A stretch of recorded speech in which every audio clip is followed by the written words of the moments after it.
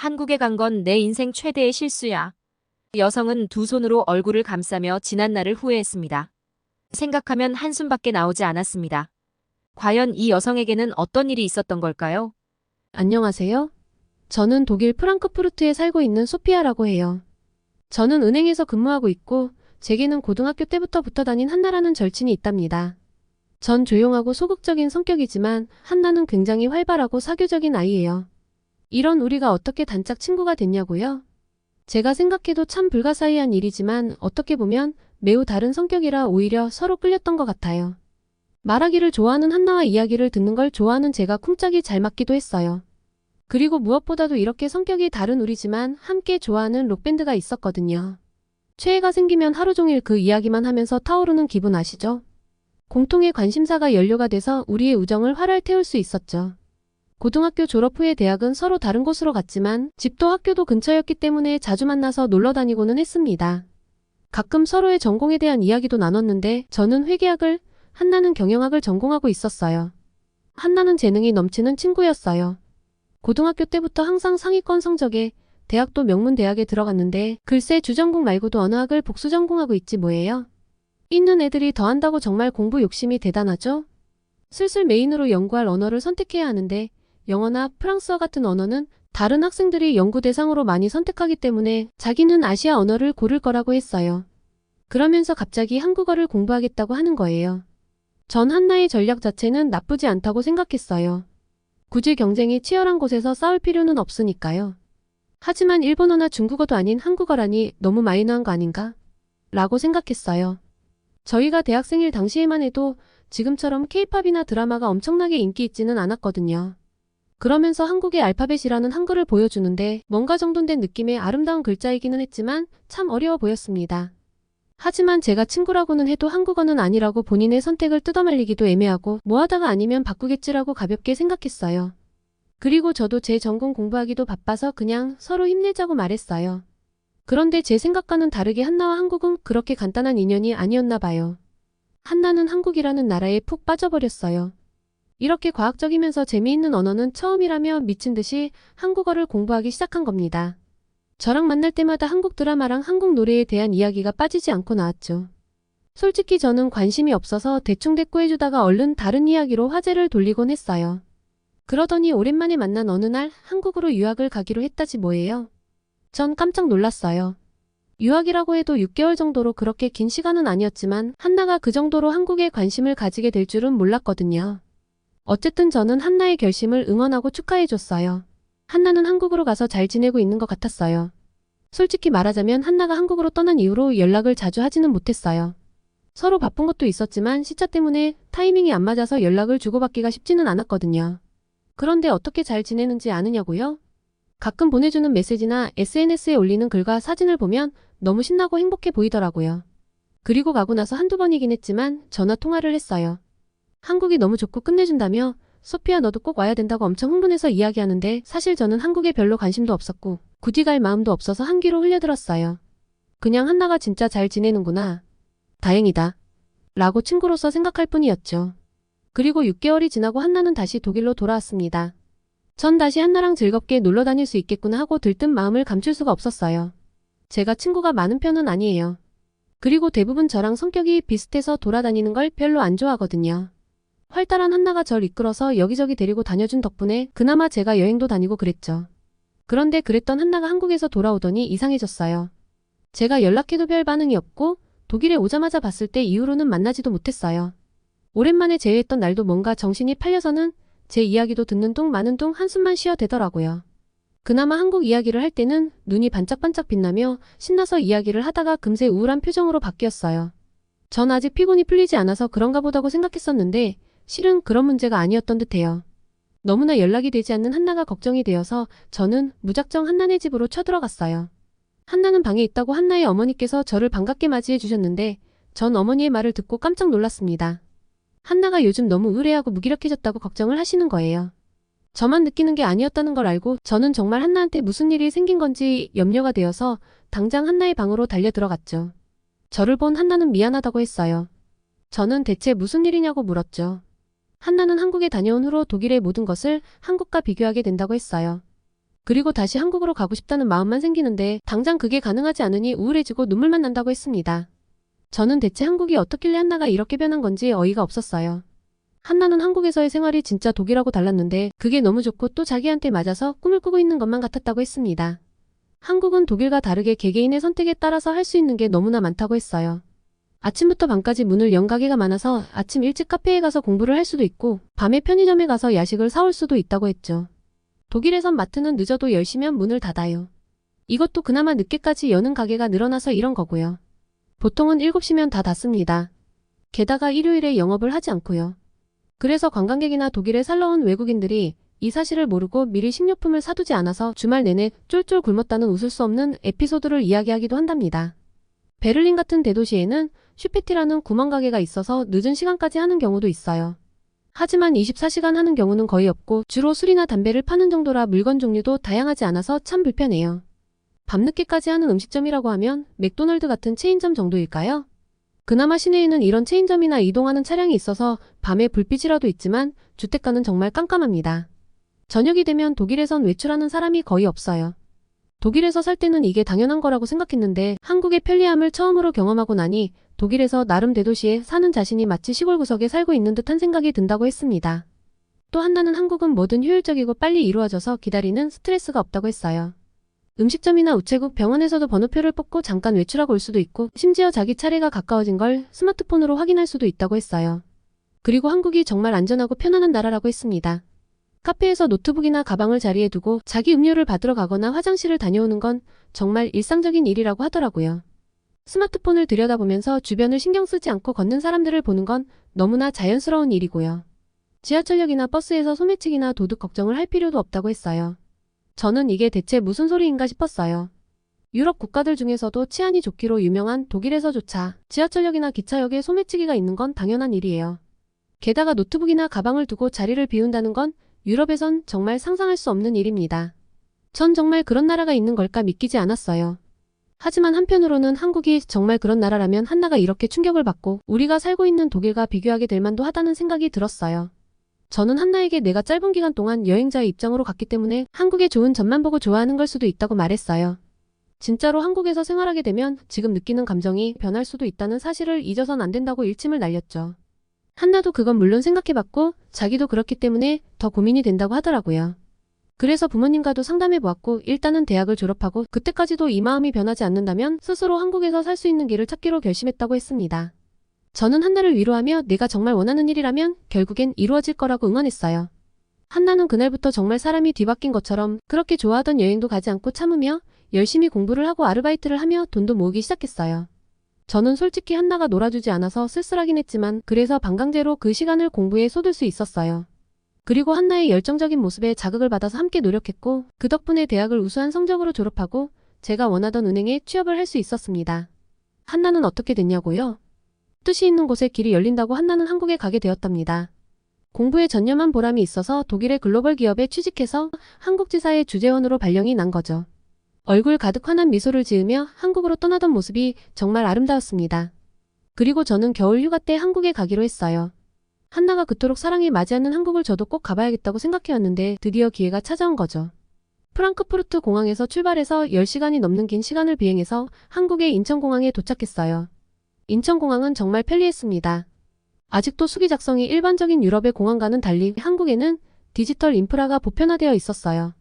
외국인이라서 시간이 좀 걸리긴 했지만 QR코드 몇 번만으로 입국 심사를 끝낼 수 있다니 너무 효율적이더라고요. 인천공항은 정말 넓었고 천장의 유리창을 통해 들어온 환한 빛이 공항 안을 채우고 있었습니다. 제가 출발한 프랑크푸르트 공항도 규모가 큰 편이지만 지은 지 오래돼서 여기저기 보수가 많이 필요한 느낌인데 인천공항은 정말 깨끗하고 청결했어요. 저는 한나를 깜짝 놀래주려고 연락도 하지 않고 무작정 한국으로 왔습니다. 일단 저지르고 본 건 좋았는데 제가 원래 이런 타입이 아니거든요. 꼼꼼히 계획을 세우고 계획대로 진행이 안 되면 엄청 초조해하고 그런 성격이에요. 한나한테 물들어서 기분파 코스프레를 한번 해본 건데 내가 왜 이랬을까 공항에서 나오자마자 후회가 되더라고요. 처음 와본 한국에서 한나가 살고 있는 곳까지 잘 찾아갈 수 있을까 걱정이 되긴 했어요. 지도 앱에 의지하면서 한나가 알려준 주소로 이동하기 위해 지하철을 타러 갔습니다. 지하철역은 공항이랑 바로 연결되어 있어서 알기 쉬웠고 편했어요. 하지만 지하철에 입구가 많아서 어디로 들어가야 하나 고민됐어요. 그때 지나가던 한국인 여성이 유창한 영어로 괜찮냐고 물어왔습니다. 저는 앱을 보여주면서 가야 할 역의 이름을 말하고 도움을 청했고 그분은 지하철 개찰구를 가리키면서 이쪽으로 가면 된다고 알려주셨어요. 정말 너무 감사해서 연신 고개를 숙였더니 즐거운 여행이 되세요. 라고 웃으며 가던 길을 걸어가더군요. 한국에 오자마자 이렇게 현지인의 친절을 느낄 수 있어서 깊이 감동했네요. 저는 기분이 좋아져서 룰루랄라 콘도레를 흥얼거리며 지하철을 타러 갔어요. 티머니 카드라는 교통카드를 구입해서 돈을 충전했는데 개찰구를 지나갈 때 카드를 갖다 대기만 하면 되니까 너무 간편하더라고요. 외국에서 교통비 확인해서 티켓 사고 하는 게 시간도 많이 걸리고 여행객한테는 너무 힘들잖아요. 그런데 이 티머니 카드만 있으면 버스와 지하철은 물론 편의점에서도 사용 가능하다니 진짜 편리했어요. 독일에도 교통카드가 있기는 한데 정기권을 구입할 경우이고 아직 대부분 티켓을 사용해요. 독일 지하철에는 개찰구가 없어요. 사람들의 양심에 맡기는 방식인 건 좋은데 매번 티켓을 펀칭기계에 가져가서 펀칭을 하지 않으면 안 되는 게 정말 귀찮답니다. 요즘은 모바일 티켓도 있지만 그것도 활성화하는 걸 잊으면 안 되고요. 깜빡하고 하지 않았다가 운이 나쁘게 검표원을 만나게 되면 높은 금액의 벌금을 맞을 각오를 하지 않으면 안 된답니다. 한국의 지하철은 역도 전철도 무척 깨끗했습니다. 번호로 되어 있는 지하철 노선은 독일과 비슷해서 이해하기 어렵지 않았고 스크린 도어라고 하나요? 독일이나 유럽에선 거의 본 적이 없는데 지하철 선로 앞에 유리로 된 벽과 문이 있었어요. 그 유리벽 덕분에 틈 사이로 빠질 염려도 없고 플랫폼이 안전해 보이더라고요. 독일에서는 가끔 아이가 떨어뜨린 장난감 같은 걸 아빠가 선로에 내려가서 주워 올라오는 광경을 보게 되고는 하는데 전 그게 너무 위험해 보여서 엄청 긴장하면서 지켜보게 되거든요. 그리고 독일의 지하철은 겨울에 너무 추운 날에는 노숙자들을 위해 역을 열어두기도 해요. 겨울에 노숙자들이 추위를 피할 수 있도록 배려하는 차원에서 피난처로서 제공하는 거죠. 그런데 술 취한 노숙자들이 개찰구도 스크린도어도 없는 역 안에서 선로 위를 달리거나 터널 안에 들어가는 일이 우려가 되고 있어요. 한국에서는 아예 그런 상황이 발생할 일이 없어 보여서 진짜 좋아 보였어요. 그리고 한국의 지하철은 진짜 시간을 잘 지키더라고요. 지도 앱에 지하철이 도착한다고 1시간에 정확하게 도착하고 내릴 때도 그랬어요. 독일의 기차나 지하철은 연착되거나 취소되는 일이 정말 많아요. 노조가 파업을 하거나 지하철이 고장났다고 타고 있던 사람들한테 모두 내리라는 일도 많아서 승객들이 불편을 겪지요. 그런데 한국의 지하철은 평소에 시간도 너무 잘 지키고 나중에 한나한테 들은 이야기인데 갑자기 취소되는 일은 한 번도 겪어보지 못했다고 하니 정말 시스템이 대단한 것 같아요. 외부만이 아니라 지하철 내부도 너무 깨끗하고 의자도 편해 보였어요. 제가 도착한 날은 꽤 기온이 낮았는데 자리에 앉았더니 글쎄 거기서 열기가 느껴지는 거예요. 제가 지하철에서 내릴 즈음에는 엉덩이가 후끈후끈할 정도라 밖으로 나와서도 전혀 춥지가 않지 뭐예요. 저는 한나네 집 근처의 역에 내렸어요. 그리고 한나에게 연락했죠. 한나는 나 한국이야 라는 제 전화에 벙쪄서는 계속 진짜? 진짜? 라고 앵무새처럼 같은 말만 반복하더라고요. 미리 말을 했으면 자신이 데리러 갔을 텐데 용케 잘 찾아왔다고 칭찬도 해주어서 전 에헴 이 정도쯤이야 라고 제 모험을 뿌듯해했죠. 한나는 바로 데리러 오겠다고 하면서 추우니까 역 근처의 카페에 들어가 있으라고 했어요. 저는 캐리어를 끌고 한나가 알려준 역 앞에 카페로 들어갔어요. 전 안으로 들어서자 카페의 넓이에 놀랐습니다. 널찍한 테이블과 소파가 너무 편해 보였어요. 좌석 간의 간격도 넓어서 저같이 짐이 많은 사람들도 옆좌석을 신경 쓰지 않고 자리를 잡을 수 있겠더라고요. 커피를 받고 자리에 앉아서 사람들을 구경을 했어요. 한국 사람들은 카페에서 노트북으로 공부하거나 일을 하는 사람이 많은 것 같아 보였어요. 그런데 어떤 한국 사람이 아무렇지도 않게 노트북과 가방을 놔두고 자리를 비우는 거 아니겠어요? 저는 그 모습에 충격을 받았어요. 아니, 저 사람 저러다가 누가 훔쳐가면 어쩌려고 저러는 거야 라고 생각했죠. 그런데 주변을 보니 그런 자리가 한두 군데가 아니었어요. 그러고 보니 전에 한나가 한국은 정말 안전하다고 이야기를 했던 기억이 났어요. 자리에 두고 간 노트북에 누구 하나 눈길조차 주지 않았어요. 그때도 정말 그게 가능한가라고 생각했었는데 실제로 그 광경을 목격하자 정말 컬처 쇼크가 엄청났습니다. 그때 한나가 카페로 들어왔어요. 한나는 전보다 더 얼굴이 좋아졌고 뭔가 많이 세련돼진 것 같았어요. 우리는 오랜만에 재회를 무척 기뻐했죠. 그리고 저는 빈 테이블에 덩그러니 놓아진 노트북을 흘낏거리며 한나에게 말했어요. 한나, 내가 말한 대로 정말 크레이지한 나라구나. 한나는 처음에는 무슨 말인지 이해를 못한 듯 어리둥절한 표정을 짓다가 제가 가리킨 테이블을 보고는 폭소를 터뜨렸어요. 내 말이 맞지? 한국은 저런 게 가능한 나라야. 한국 사람의 시민의식은 정말 놀라움 그 자체였어요. 우리는 한나의 집으로 갔어요. 겨울에 독일은 눈도 많이 내리고 뼈가 시릴 만큼 추운 편인데 한국도 지지 않을 만큼 춥더라고요. 옷을 껴입고 오기는 했지만 밤에 괜찮으려나 걱정이 됐어요. 그런데 한나의 집으로 들어간 저는 몸을 감싸는 따뜻한 공기에 크게 놀랐습니다. 순식간에 몸이 포근해지는 거예요. 한국의 집안은 너무나 따뜻했어요. 한나가 그러는데 한국은 창문도 이중으로 되어 있고 바닥에서 열이 올라와서 방을 데워주는 온돌이라는 난방이 있어서 추위를 걱정할 필요가 없다고 했어요. 옛날 한국에서는 나무 장작으로 불을 피워서 집을 전체적으로 데웠는데 현대에는 온수 보일러를 이용해서 바닥을 따뜻하게 하는 방식을 사용하고 있다고도 했어요. 추위를 걱정할 필요가 없다는 말이 사실인 게 저는 그날 밤에 더워서 한나에게 얇은 옷을 빌려 입기까지 했답니다. 한나는 제게 보여주고 싶은 곳이 많다며 휴가를 내고 열심히 제게 서울의 이곳저곳을 안내해 주었어요. 한국은 대중교통이나 무료 와이파이 등 인프라가 잘 갖추어져 있어서 진짜 편리하더군요. 휴지통이 없는데도 불구하고 거리에 휴지 하나 없이 깨끗한 것도 정말 신기했죠. 산책로도 잘 돼 있고 걷는 게 너무 쾌적했어요. 하루는 한나가 은행에 볼 일이 있어서 잠깐 다녀오겠다고 했어요.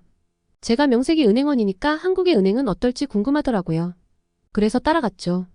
한나가 ATM 부스를 거쳐서 은행으로 들어가길래 얼른 뒤를 따라 은행으로 들어가는데 전 제일 먼저 쫙 늘어서 있는 ATM 기계에 놀랐습니다. 제가 세어봤는데 7대나 있었어요. 독일에선 보통 2대 정도 있거나 번화가의 큰 은행이면 많아도 4대 정도 있을까요? 한나가 사는 곳이 엄청 시내도 아닌데 동네 은행에 이렇게 ATM 기계가 많다니 제 두 눈은 휘둥그레졌죠. 한나 말로는 한국에는 편의점에도 ATM 기계가 있고 24시간 쓸 수 있어서 너무 편하다고 했어요. 우리는 은행 안으로 들어갔고 한나는 은행원과 상담하기 위해 번호표를 뽑고 기다려야 한다고 했어요. 저는 은행 창구를 유심히 바라보았습니다. 제가 아는 독일 은행과 너무나 다른 느낌이 들어서였는데 그게 뭔지 금방 알 수 있었어요. 창구 간격이 엄청 가까운 거였어요. 그만큼 창구 수도 더 많았고 업무 처리도 빨라서 순식간에 한나의 차례가 되더라고요. 독일에선 은행에 가면 은행원인 제가 정말 미안할 정도로 업무 처리 속도가 느려서 엄청나게 기다려야 되거든요. 일을 하는 사람이면 하루 휴가 내고 은행 업무를 봐야 할 정도예요. 제 나름의 변명을 하자면 사람만의 문제가 아니라 독일 은행업계 전체의 시스템에 문제가 있다고 생각해요. 한국처럼 ATM 기계도 많이 두고 창구 업무하는 사람도 많이 둘 수 있으면 좀 더 속도를 높일 수 있을지도 몰라요. 근데 독일 사람들한테 저렇게 창구가 가까운 건 불가능할 것 같아요. 독일 사람들은 프라이버시를 중시해서 옆 사람이 내가 하는 이야기를 들을까봐 엄청 신경 쓸 게 뻔하거든요. 한국 사람들은 남의 물건에도 관심이 없더니 다른 사람 개인사에도 별로 신경을 쓰지 않는가 봐요. 아무튼 저한텐 정말 신기한 모습이었어요. 한나가 오늘이 월급날이었다며 저녁은 자기가 쏘겠다고 스페셜한 음식을 먹으러 가자고 했어요. 한국에 와서 길거리 음식부터 고급 레스토랑까지 다양한 음식을 먹어봤는데 다 맛있고 양도 푸짐하고 너무 좋았어요. 무엇보다 어쩜 이렇게 재료도 다양하고 색깔도 다채로운지 한국 음식은 보는 것만으로 즐거워지더라고요. 독일 음식은 어떠냐고요? 영국 다음 가라면 서러운 게 독일 음식이랍니다. 독일 하면 어떤 음식이 떠오르시나요? 소시지? 맥주? 물론 소시지랑 맥주는 제가 생각해도 맛있고 가격도 싸고 세계 최고라고 생각해요. 하지만 그거 빼면 정말 빵, 고기, 감자, 샐러드가 다예요. 그런데 한국에 와서 알록달록 보기에도 좋고 양념이나 조리법도 다양한 한식을 먹게 되니 평소에 독일 음식을 먹고 사는 제가 좀 불쌍해진달까요? 한나가 데려간 곳은 고깃집이었어요. 고기라면 독일에서도 자주 먹는데 뭐가 특별하단 거지라고 생각했어요. 그런데 한나가 이 가게에서는 한국산 고급 소고기인 한우를 먹을 수 있다는 거예요. 가게는 꽤 고급스러운 레스토랑이었고 저희는 개인실로 안내받았어요. 방 안에는 테이블이 있었고 테이블 가운데에는 불판이 있더라고요. 불판 위에 김광 같은 게 있어서 뭐냐고 물어봤더니 고기를 구울 때 나는 연기를 빨아들이는 환풍기라고 했어요. 독일에서 고기를 구워 먹는다면 야외에서 바비큐를 하는 게 보통이고 이렇게 실내에서 굽는 경우는 본 적이 없어서 너무 신기했어요. 독일에도 한국식 레스토랑에는 있다고 들었지만 그런 데는 너무 비싸서 저 같은 사회초년생이 갈 수 있을 리도 없기에 저한테는 정말 처음 경험하는 한국식 바비큐였어요. 점원이 두툼한 고기를 가져다 주었는데 마블링이 너무나 아름다운 거예요. 첫눈에 보기에도 맛이 없을 수 없겠더라고요. 고기를 불판에 구워주는데 어쩜 이리 향이 좋은지 정말 황홀한 기분이 들었어요. 한나가 이 가게에서는 숯불에 고기를 구워 먹을 수 있어서 향도 맛도 끝내준다고 했어요. 양파가 달달한 간장 소스에 절여진 샐러드가 함께 나왔는데 고기에 올려 먹으면 조합이 너무 좋다고도 알려줬죠. 잘 구워진 고기에 양파절임을 얹어서 한 입 빼어 무는데 제 입에서는 육즙과 함께 탄성이 새어나왔습니다. 고기는 너무나 부드럽고 향긋했고 양파절임과는 정말 미친 조합이었어요. 이렇게 맛있는 음식을 내가 먹어도 되나? 하는 생각이 들 정도로 환상적이었어요. 저는 행복해서 입꼬리가 저절로 올라가며 감동적인 식사 시간을 즐겼습니다.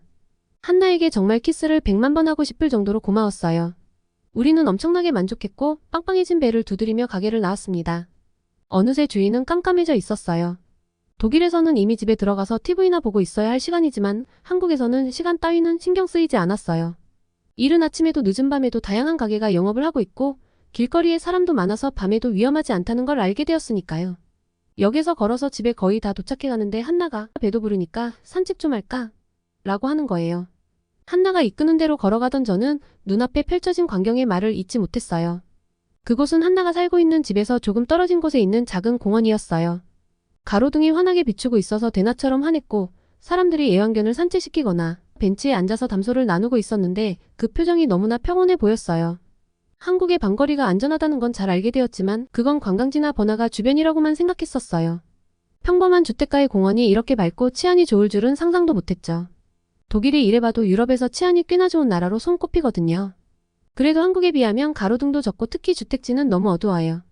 밤의 공원은 노숙자나 마약 중독자들이 많아서 정말 조심해야 해요. 여자들끼리 밤 산책이라니 위험하다고 다들 말릴 일이죠. 이번 여행에서 저도 한나가 처음 한국에 왔을 때 느꼈을 충격과 감동, 그리고 독일에 돌아왔을 때의 괴리감을 충분히 이해할 수 있게 되었어요. 한국과 비교하면 독일에서의 생활은 너무 불편하고 위험한 면이 많다고 느끼지 않을 수가 없네요. 하지만 제가 한나처럼 한국에서 살기는 어려우니 독일에 돌아갔을 때 너무 우울하게 느끼지 않도록 노력해야겠어요. 그리고 한나가 씩씩하고 건강하게 한국 생활을 보내길 응원하려고 합니다. 그래서 저도 자주 한국에 놀러 오고 싶거든요. 저의 이야기는 여기까지입니다. 여러분 소피아 씨의 이야기 어떻게 보셨나요? 오늘은 독일 여성이 한국에서 살고 싶다는 친구를 이해하고 응원하게 된 사연이었습니다. 매일매일을 감동적인 이야기로 채우고 싶은 감동 다이어리였습니다. 또 좋은 이야기로 찾아뵙겠습니다. 시청해주셔서 감사합니다.